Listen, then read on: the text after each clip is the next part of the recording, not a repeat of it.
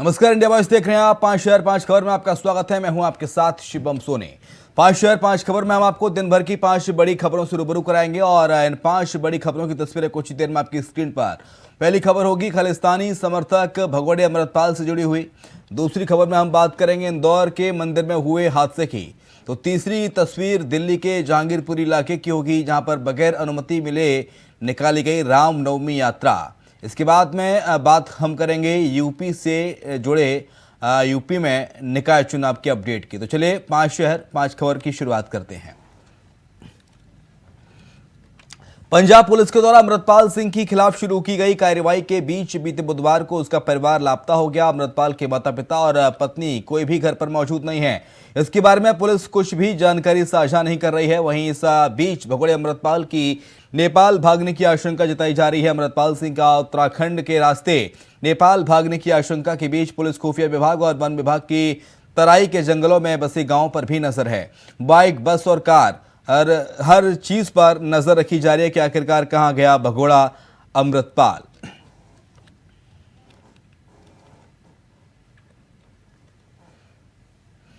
Bike, बस और car Amritpal कहां फरार, ये बड़ा सवाल है। पाकिस्तान या नेपाल, आखिरकार कहां है अमृतपाल? क्योंकि पाकिस्तान और नेपाल तक में पुलिस उसकी खाक छान रही है कि आखिरकार भगोड़ा अमृतपाल कहां गायब हो गया। इसको जमीन खा गई या आसमान निकल गया? क्योंकि अमृतपाल अपनी तस्वीरें जारी कर रहा है, अपना वीडियो जारी कर रहा है और उत्तर यूके से उसे, यूनाइटेड किंगडम से उसे अपलोड करा रहा है अमृतपाल। लेकिन अमृतपाल पुलिस के सामने क्यों नहीं आ रहा? अमृतपाल आखिरकार क्यों डर रहा है, क्यों दहशत में है? इसके साथ साथ सवाल यह भी कि पंजाब पुलिस अब तक अमृतपाल को खोजने में नाकाम साबित क्यों हो रही है? अमृतपाल के पिता, उसकी बीवी और बच्चे, उसकी मां कहां हैं? अचानक घर से लापता हो गए, जबकि घर के बाहर पुलिस का पहरा है। उसके बावजूद भी अमृतपाल के परिजनों का कोई सुराग पुलिस नहीं लगा पाई।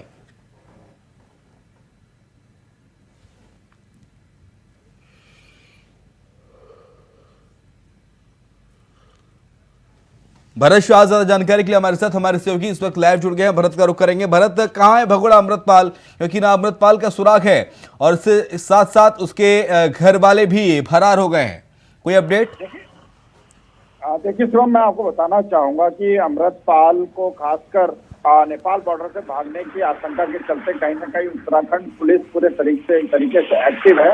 हालांकि जो पुलिस के बड़े अधिकारी हैं इस मामले में खुलकर सामने नहीं आ रहे हैं और कोई ऐसी बात नहीं बोल रहे हैं कि अमृतपाल को लेकर क्या वर्जन दिया जाए। लेकिन मैं आपको बताना चाहूंगा कि उत्तराखंड की खासकर जो बनबसा सीमा चंपावत जनपद में पड़ता है और खासकर जो खटीमा सीमा है वो मेलाघाट जो क्षेत्र है वो नेपाल बॉर्डर में पड़ता है। तो इसको लेकर कहीं ना कहीं उधम सिंह नगर पुलिस पूरे तरीके से, जो पुलिस है पूरे तरीके से सचेत है और अमृतपाल की हर तरीके से जानकारी लेने में जुटी हुई है। लेकिन जिस तरह से आज जो वीडियो आया उसमें साफ तौर से वीडियो में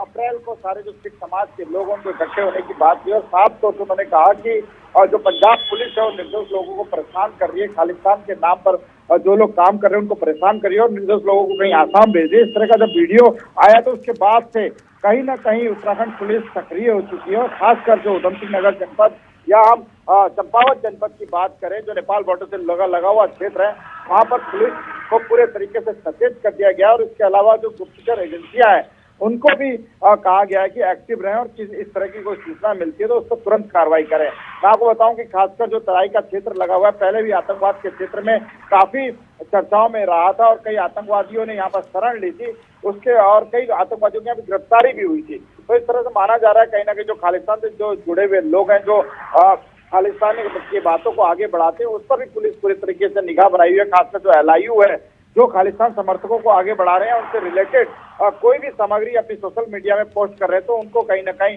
पुलिस पूछताछ कर रही है, उनसे जानकारी ले रही है कि कहीं उनके अमृतपाल से कोई संबंध है नहीं है। तो इस तरह से कहा जा सकता है कि उधम सिंह नगर के साथ साथ चंपावत पुलिस भी पूरे तरीके से एक्टिव है। सीमा पर जो आने जाने वाली गाड़ियां हैं उन पर पूरी निगाह रखी जा रही है और हर चेकिंग के बाद ही उस गाड़ी को आगे जाने दिया जा रहा है। खासकर जो पंजाब की गाड़ियां आ रही है, पंजाब के नंबर लगी हुई गाड़ियां हैं, उन पर पुलिस की पूरे तरीके से नजर यहाँ पर देखी जा रही है। हालांकि पुलिस पूरे मामले में कुछ भी खुलकर नहीं बोल रही है कि चेकिंग अभियान क्यों चलाया जा रहा है, लेकिन अमृतपाल के भागने की आशंका के चलते हुए पुलिस पूरे तरीके से एक्टिव नजर आ रही है। जी शिवम, बहुत शुक्रिया आपका भरत, तमाम सारी जानकारी को साझा करने के लिए। तो फिलहाल अमृतपाल को खोजने के लिए प्रयास लगातार जारी हैं और पुलिस हर मुमकिन कोशिश कर रही है कि अमृतपाल को खोजा जाए। लेकिन बड़ा सवाल यह है कि 18 तारीख से फरार अमृतपाल को आज 30 तारीख हो गई है, 12 दिन तक पुलिस उसका कोई सुराग नहीं लगा पाई है।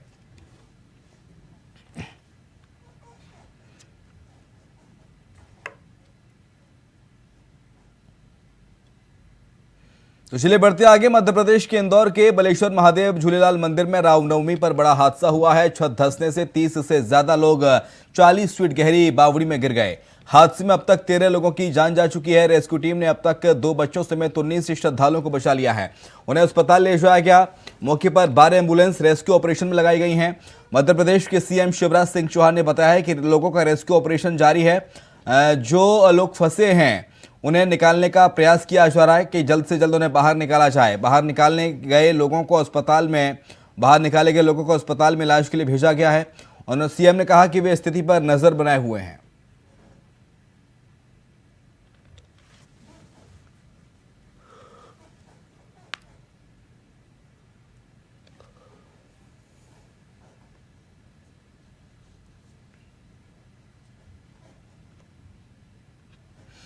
तो रामनवमी के दिन मध्य प्रदेश की आर्थिक राजधानी इंदौर में ये बड़ा हादसा हुआ है और झूलेलाल मंदिर में, प्रसिद्ध झूलेलाल मंदिर है इंदौर का बलेश्वर महादेव झूलेलाल मंदिर, यहां पर ये बड़ा हादसा, बावड़ी में गिर गए और 13 लोगों की जान जाने की खबर है। हालांकि मौतों का आंकड़ा और बढ़ सकता है। दिनकर मेरे सहयोगी इस वक्त न्यूज रूम से लाइव जुड़ गए हैं। दिनकर, 13 लोगों के जान गंवाने की खबर है, क्या ये आंकड़ा और बढ़ेगा आने वाले समय में? जी बिल्कुल शिवम, आपको बता दें कि लगातार एनडीआरएफ और एसडीआरएफ की टीम जुटी हुई है, पुलिस प्रशासन मौजूद है, साथ ही स्थानीय लोग भी जुटे हुए हैं। अब तक जो आंकड़ा सामने आया है वो बढ़ सकता है शिवम, क्योंकि लगातार लोगों का निकालने का सिलसिला जारी है। आपको बता दें कि एसडीआरएफ को दिखते सामने इसलिए आ रही है क्योंकि बावड़ी में कहा जा रहा है कि 4 से 5 फीट तक पानी मौजूद है।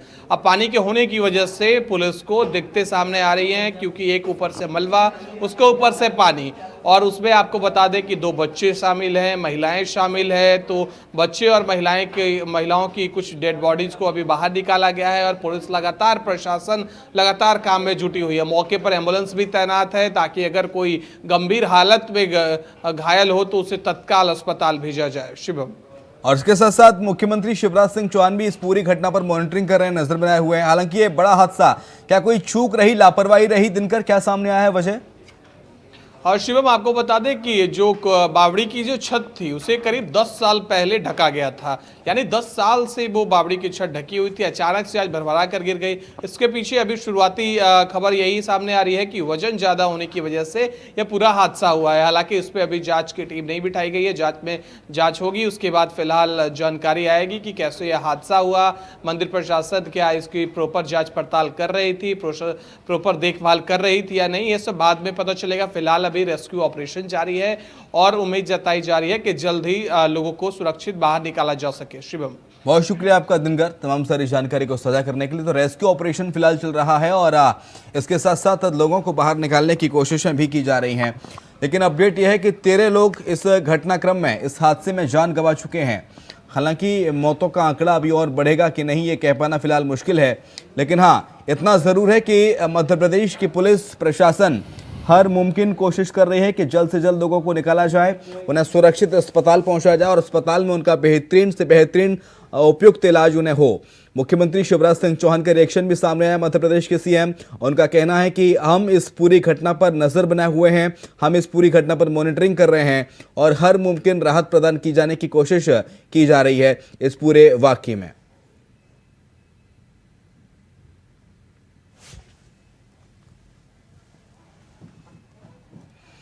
और चलिए बात कर लेते हैं दिल्ली की। जहांगीरपुरी इलाके में गुरुवार को कानून व्यवस्था बनाए रखने के लिए बड़ी संख्या में दिल्ली पुलिस के जवानों को तैनात किया गया था, क्योंकि रामनवमी के मौके पर यात्रा की अनुमति नहीं दी गई है।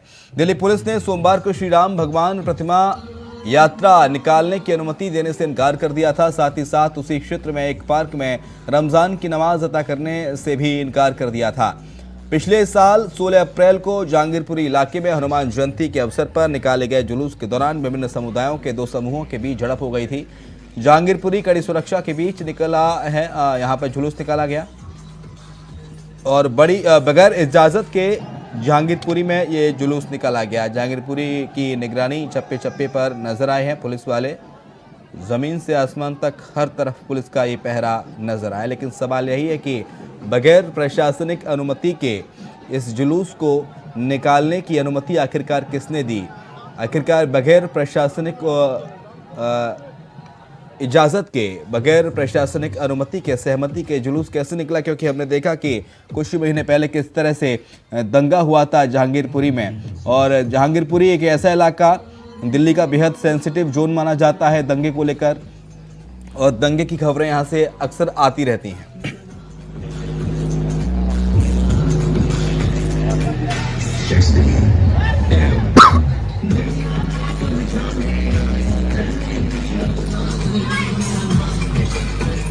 नितिन चौधरी ज्यादा जानकारी के लिए हमारे साथ हमारे सहयोगी इस वक्त न्यूज रूम से लाइव जुड़ गए हैं। नितिन का रुख करेंगे। नितिन, जहांगीरपुरी दिल्ली का एक ऐसा इलाका, एक ऐसा सेंसिटिव जोन जो दंगा प्रभावित माना जाता है। अक्सर यहाँ दंगों की खबरें आती हैं, हिंदू मुसलमान दंगा, और इसमें बिना प्रशासनिक अनुमति के रामनवमी का त्यौहार मनाना ठीक बात है, लेकिन इस तरह से रैली निकालना, जुलूस निकालना, ये कहाँ तक जायज़ है? और प्रशासन ने अनुमति नहीं दी उसके बावजूद भी। जी देखिए शिवम, बिल्कुल दक्षिणी जो दिल्ली के जहांगीरपुरी में आज रामनवमी का पर्व जो है पूरी धूमधाम से मनाया गया था, जिसकी अनुमति जो है दिल्ली पुलिस ने नहीं दी थी। क्योंकि पिछली बार जो है यहाँ पर जो दंगा हुआ था उसमें जो है कुछ पुलिसकर्मी भी घायल हुए थे। 21 अप्रैल 2022 में जहांगीरपुरी में हनुमान जयंती को लेकर एक बवाल जो हुआ था, तो उस बवाल में जो है 8 पुलिसकर्मी और स्थानीय जो लोग हैं वो लोग भी इसमें घायल हुए थे। तो उसी को देखते हुए दिल्ली पुलिस ने इसकी अनुमति नहीं दी थी। लेकिन हिंदुत्व के जो लोग हैं जो वहाँ पर रामनवमी का जो पर्व मना रहे हैं, जो अपना पूरी तरीके से त्यौहार को अच्छी तरीके मनाना चाह रहे थे, लेकिन उसके बाद दिल्ली पुलिस के डीसीपी ने इस चीज़ की जो है परमिशन नहीं दी थी। उन्होंने कहा कि 100 मीटर की दूरी दायरे में इसमें जो है रामनवमी का पर्व मना सकते हैं। क्योंकि वहाँ पर जो है जिस पार्क में रामनवमी का पर्व मना रहे हैं वहाँ पर जो है जुम्मे की जो नमाज होती है उस नमाज को भी लोग वहाँ पर पढ़ते हैं। तो उसी को देखते हुए हिंदू मुस्लिम की वजह से जो है यहाँ पर जो है रामनवमी का जो पर्व है उसे दिल्ली पुलिस ने इनकार कर दिया था, साफ मना कर दिया कि ऐसी कोई इजाज़त नहीं देंगे। लेकिन हिंदुत्व के जो लोग हैं, जो नेता हैं, उन लोगों ने ज़बरदस्ती करके जो है पूरी तरीके से रामनवमी का पर्व यहाँ पर मनाया था। लेकिन उसके बाद भी क्या किसी व्यक्ति पर कार्रवाई हुई है? आखिरकार इस पूरे जुलूस के पीछे किसकी रणनीति थी? किसने इस पे पूरा प्लान बनाया, पूरा रोड मैप बनाया? कोई कार्रवाई पुलिस की ओर से, दिल्ली पुलिस की ओर से की गई है नितिन? देखिए बिल्कुल, जिस तरीके से रामनवमी का जो पर्व था उसे मनाने की जो अनुमति दिल्ली पुलिस ने नहीं दी थी, लेकिन उसके बाद धारा 144 वहाँ लगा दी गई थी। लेकिन दिल्ली पुलिस ने ये भी इतना कह दिया था कि 100 मीटर की दायरे में ही रह के हुआ है रामनवमी का जो पर्व है उसे मनाया जाएगा। लेकिन उसके बाद भी जो लोग थे उन्होंने ज़बरदस्ती करके 4 से 5 किलोमीटर के दायरे में जाके वो रामनवमी का पर्व वहाँ मनाया। उसी के बाद जैसे दिल्ली के नॉर्थ डीसीपी को इस बात की सूचना मिलती है तो तुरंत पुलिस फोर्स लेके वहाँ पहुँचते हैं। पुलिस फोर्स से पूरी तरीके से चौक चौबंद कर दी जाती है कि आखिरकार किसी तरीके का यहाँ दंगा ना हो, क्योंकि जहाँ नमाज पढ़ी जाती है उसी पार्क के अंदर से ये रामनवमी का पर्व मनाया गया। क्योंकि पिछली बार की जो घटना आई सामने आई थी तो उसको देखते हुए अब की बार रामनवमी का जो त्यौहार था उस त्यौहार पे साफ मना कर दिया गया था दिल्ली पुलिस की तरफ से, कोई ऐसा पर्व नहीं मनाया जाएगा रामनवमी को लेकर। हिंदुत्व के जो लोग थे, जो हिंदू नेता थे, वहाँ पर जो रामनवमी का त्यौहार मनाना चाह रहे थे, उन्होंने ज़बरदस्ती वहाँ पर जो है त्यौहार मनाया। लेकिन उसके बाद पुलिस जब भी चौक चौबंद रही, उनके चप्पे चप्पे पर नज़र बनाए रही कि आखिरकार ऐसा कोई बवाल ना हो, ऐसी कोई बवाल की स्थिति ना पैदा हो। तो उसी को देखते हुए यहाँ पर जो है रामनवमी का त्यौहार जो है दिल्ली पुलिस ने सही तरीके से मनवाया। जी बहुत शुक्रिया आपका नितिन, तमाम सारी जानकारी को साझा करने के लिए। और अगली खबर का रुख करेंगे। योगी कैबिनेट बैठक में यूपी नगर निकाय चुनाव में ओबीसी आरक्षण अध्यादेश का प्रस्ताव पास होने के बाद अब राज्यपाल आनंदीबेन पटेल ने भी इसे अपनी मंजूरी दे दी है, जिसके बाद राज्य निर्वाचन आयोग निकाय चुनाव में आरक्षण को लेकर जल्द अधिसूचना जारी करेगा। बता दें कि निकाय चुनाव में पिछड़ों की आबादी के अनुपात में आरक्षण देने के संबंधी राज्य सरकार के अध्यादेश को बुधवार को मंजूरी मिली है, और जिसके बाद मेयर और पालिका परिषद व नगर पंचायत अध्यक्षों की सीटों के आरक्षण का रास्ता भी साफ हो गया है। राज्यपाल की मंजूरी के बाद अब नगर विकास विभाग आरक्षण की अंतिम अधिसूचना जारी कर सकता है। इसके बाद राज्य निर्वाचन आयोग चुनाव की तिथियों की अधिसूचना जारी करेगा। नगर विकास मंत्री ए के शर्मा ने बताया कि हाईकोर्ट के आदेश के बाद ओबीसी आयोग का गठन किया गया था।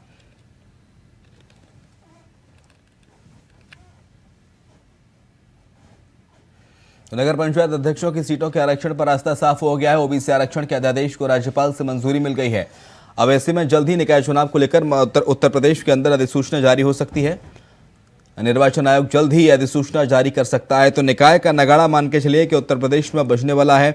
जो ओबीसी आरक्षण को लेकर निकाय चुनाव पहले टले थे, अब वो ओबीसी आरक्षण की जो प्रक्रिया है वो अपनाई जा रही है और इसके के तहत राज्यपाल ने भी मंजूरी इस पूरे मामले में दे दी है। बस अधिसूचना जारी होने का इंतजार है। जैसे अधिसूचना जारी होगी, उत्तर प्रदेश में निकाय का बिगुल बज जाएगा और तमाम नेता, राजनेता, पार्टी, संगठन निकाय चुनाव की रणनीति बनाने में जुटे हैं कि आखिरकार कैसे निकाय चुनाव में जनता के बीच जाया जाए। हमारे साथ हमारे सहयोगी इस वक्त प्रियम पाठक लाइव जुड़ गए हैं। प्रियम का रुख कर लेते हैं। प्रियम, बस इंतजार है तो अधिसूचना जारी होने का, क्योंकि कैबिनेट से मंजूरी मिल गई है, राज्यपाल ने मोहर लगा दी है। शिवम, देखिए अभी अधिसूचना जो है वो नहीं जारी होगी। अभी सबसे पहले चूंकि कल कैबिनेट में ओबीसी आरक्षण का जो संशोधन का प्रस्ताव था वो रखा गया, उस प्रस्ताव को मंजूरी मिली। उसके बाद उस प्रस्ताव को राज्यपाल के पास पहुंचाया गया, राज्यपाल ने अपनी इस पे मंजूरी दे दी है और अब इसके बाद सरकार इस बात की घोषणा करेगी कि वो चुनाव कराने के लिए तैयार है, यानी कि सरकार की तरफ से नोटिफिकेशन जारी किया जाएगा। और माना जा रहा था कि आज सरकार अपना नोटिफिकेशन जो है वो जारी कर सकती है, लेकिन अभी तक वो नोटिफिकेशन नहीं जारी किया गया है। सरकार जब नोटिफिकेशन जारी करेगी उसके बाद एक आरक्षण की सूची जारी करेगी कि किन किन जिलों में और किन किन सीटों पर आरक्षण जो है वो लागू किया गया है, कहाँ कहाँ पे आरक्षण रखा गया है।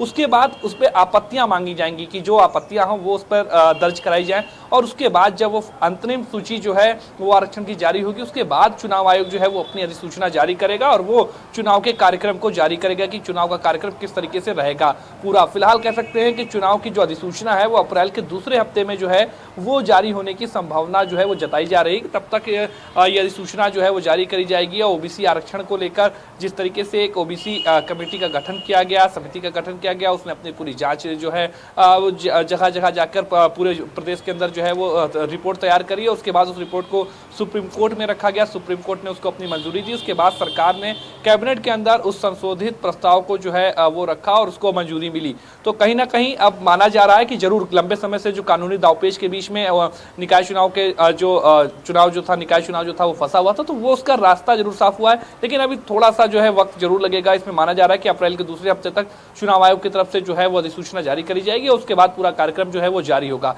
फिलहाल इस चुनाव को लेकर कह सकते हैं सभी दल पूरी एड़ी चोटी का जोर लगाते हुए नजर आएंगे, क्योंकि 24 के ठीक पहले ये चुनाव होना काफी अपने आप में अहम होगा और इसके जो नतीजे आएंगे वो काफी अहम निर्णायक भूमिका निभाएंगे। क्योंकि जो वही सवाल, क्योंकि प्रियम जो नतीजे आएंगे निकाय चुनाव के, क्योंकि निकाय का नगाड़ा बजने में बस कुछ ही हफ्तों का इंतजार और करना होगा हमें उत्तर प्रदेश वासियों को, लेकिन जो निकाय के नतीजे आएंगे क्या वो 2024 के लोकसभा चुनाव की उत्तर प्रदेश के लिहाज से दिशा और दशा तय करेंगे? ये कहना कि दशा और दिशा को तय करेंगे थोड़ा सा शायद गड़बड़ी होगी, क्योंकि माना जा रहा है निकाय चुनाव अलग है। 24 के चुनाव में बिल्कुल चूंकि लोकसभा का चुनाव अलग फॉर्मेट होता है अलग, लेकिन जरूर जाहिर सी बात है कि जिस पार्टी के भी प्रत्याशी ज्यादा जीत के आएंगे तो उसके जो कार्यकर्ता है उनका मनोबल बढ़ेगा, उनकी जो अपना कॉन्फिडेंस लेवल है वो बूस्टअप होगा। तो उसके जरिए जब वो 24 के इलेक्शन में मैदान में जाएंगे, लोगों के बीच में जाएंगे, तो कह सकते हैं कि जो विल पावर है वो काफी उससे जो है मजबूत होगी और उसी के जरिए कहीं ना कहीं पार्टियां जो है वो इस बात का दम भरती हुई जनता के बीच में नजर आएंगी कि इससे पहले ठीक अगर आपने देखा तो वो उनके पक्ष में चुनावी नतीजे आए हैं, तो एक बड़े परिवर्तन जो है वो जनता चाहती, तो इस तरीके की बातें जरूर हो सकती है और इसीलिए शायद ये चुनाव काफी अहम है दोनों ही दलों के लिए। मुख्य तौर पर अगर बात करें उत्तर प्रदेश के अंदर तो जो फाइट है वो समाजवादी पार्टी और भारतीय जनता पार्टी के बीच में देखने को मिलेगी। दोनों ही पार्टियां चाहेंगी कि इन सीटों पर जो है इस चुनाव में बेहतरीन परफॉर्मेंस किया जाए और उसके जरिए 24 के चुनाव को साधने का प्रयास हो और उसके जरिए एक मैसेज पहुंचाया जाए कि जनता का जो रुख है वो अब किस पार्टी की ओर है, किस पर भरोसा कर रही है, किसकी बातों पर जो है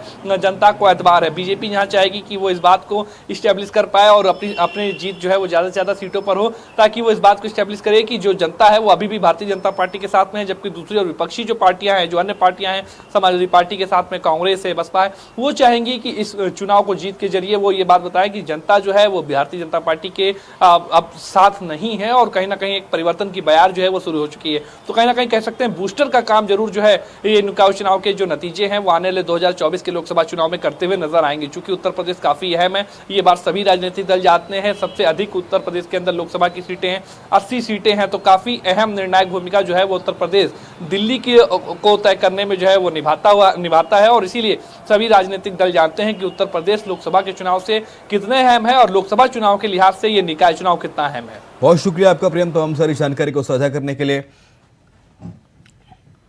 केंद्रीय गृह मंत्री अमित शाह उत्तराखंड के दौरे पर पहुंचे हैं। वे हरिद्वार में 3 कार्यक्रमों में शामिल हुए। वहीं उन्होंने सहकारिता विभाग की विभिन्न योजनाओं का शुभारंभ किया। ऋषिकुल मैदान हरिद्वार से प्रदेश भर की 670 न्याय पंचायतों में बहुउद्देशीय सहकारी समितियों का कंप्यूटरीकरण के कार्य का उन्होंने शुभारंभ किया। इस योजना के शुरू होने से प्रदेश भर के किसानों को समितियों के माध्यम से एक ही छत के नीचे विभिन्न सुविधाएं मिल सकेंगी। उन्होंने इस दौरान कहा कि अगली रामनवमी पर भगवान श्री राम अयोध्या में भव्य राम मंदिर में विराजमान होंगे। गृह मंत्री के हरिद्वार आगमन पर महिला कांग्रेस कार्यकर्ताओं ने भी प्रदर्शन किया। कार्यकर्ताओं ने अमित शाह गो बैक के नारे लगाए। महिला कांग्रेस अध्यक्ष ज्योति रौतेला के नेतृत्व में कार्यकर्ता काले झंडे लेकर सड़कों पर उतरते हुए नजर आए और उन्होंने प्रदर्शन किया। इस दौरान कार्यकर्ताओं की पुलिस से झड़प हुई और हरिद्वार पहुंचे गृह मंत्री अमित शाह के विरोध को लिए जो कांग्रेस के कार्यकर्ता पहुंचे थे उन्हें हिरासत में भी पुलिस के द्वारा लिया गया। विकास चौहान ज्यादा जानकारी के लिए हमारे साथ हमारे सहयोगी इस वक्त फोन लाइन पर जुड़ गए हैं। विकास, केंद्रीय गृह मंत्री का हरिद्वार दौरा और बैक टू बैक 3 कार्यक्रमों में शिरकत, कैसा रहा आज का ये दौरा? आज इस तरह से आपने कहा कि जो गृह मंत्री हैं अमित शाह, वो उनका आज हरिद्वार दौरा रहा और बैक टू बैक 3 कार्यक्रम उनके यहाँ पर थे। जहाँ पर सबसे पहले वो गुरुकुल विश्वविद्यालय के जो दीक्षांत समारोह में हरिद्वार पहुंचे, जहाँ पर उन्होंने जो छात्र है उनको गोल्ड मेडल यहाँ पर दिए हैं। उसके बाद जो सहकारिता विभाग है उत्तराखंड का, उसके एक कार्यक्रम में पहुंचे जहाँ सहकारिता विभाग को कंप्यूटरीकृत किया गया है पूरे उत्तराखंड में। और जिस तरह से अगर हम विभाग के मंत्री की बात करें, धन सिंह रावत की, उनका ये कहना था कि उत्तराखंड एक पहला ऐसा प्रदेश है जो जिसकी सहकारिता विभाग पूरा तरह से कंप्यूटरीकृत कर दिया गया है। तो बिल्कुल कह सकते हैं कि उसके लोकार्पण के अवसर पर अमित शाह यहाँ पर पहुंचे थे और जिसके बाद अमित शाह पतंजलि योगपीठ पहुंचे, जहाँ उन्होंने जो 10 दिवसीय यहाँ पर 9 दिवसीय कार्यक्रम यहाँ पर संन्यास शिक्षा यहाँ पर चल रहा था, उसके समापन पर यहाँ पर इस समय अमित शाह मौजूद है। कार्यक्रम इस समय चल रहा है और उससे पहले यहाँ जो हवन आहुति भी अमित शाह के द्वारा यहाँ पर दी गई है। और अभी फिलहाल जो पतंजलि योगपीठ का कार्यक्रम है वो यहाँ पर चल रहा है और इस समय मौजूद है मंच पर अमित शाह और उसके साथ मुख्यमंत्री उत्तराखंड पुष्कर सिंह धामी, बाबा रामदेव मंच पर हैं। साथ ही अगर हम बात करें हरिद्वार सांसद है रमेश पोखरियाल निशंक, वो भी इस समय यहाँ पर मौजूद है। और जिस तरह से पूरा यहाँ पर सुरक्षा कार्यक्रम अमित शाह कर रहा है और जिसमें सबसे बड़ी बात, जब उन्होंने अपने वक्तव्य की बिल्कुल में यहाँ पर शुरुआत की, सभी को रामनवमी की यहाँ पर बधाई देने के साथ साथ कहा है कि जो अगली रामनवमी होगी उसमें भव्य राम मंदिर का निर्माण हो चुका होगा और नवमी उस भव्य राम मंदिर में ही मनाई जाएगी। जी, और इसके साथ साथ कुछ कार्यकर्ता पहुंचे थे कांग्रेस पार्टी के विरोध प्रदर्शन के लिए, पुलिस ने उन्हें हिरासत में लिया, जिसमें महिला कांग्रेस नेत्रियां भी थीं। क्या जानकारी इसे लेकर विकास? जी बिल्कुल, जिस तरह से अमित शाह का कार्यक्रम यहाँ पर तय शुदा था कि उस दिन से पहले से ही, और वहीं कांग्रेस के द्वारा भी ये घोषणा की गई थी कि वो अमित शाह के काफिले के रास्ते में वो काले झंडे दिखाने का काम करेंगे। तो वहीं जिस तरह से जो हरिद्वार पुलिस है, ठीक है, नजर बनाए रखिए, आपसे अपडेट्स लगातार लेते रहेंगे। बहुत शुक्रिया आपका विकास, तमाम सारी जानकारी को साझा करने के लिए। और इसी के साथ 5 शहर 5 खबर में इतना ही। खबरें लगातार जारी हैं, आप देखते रहिए इंडिया वॉइस।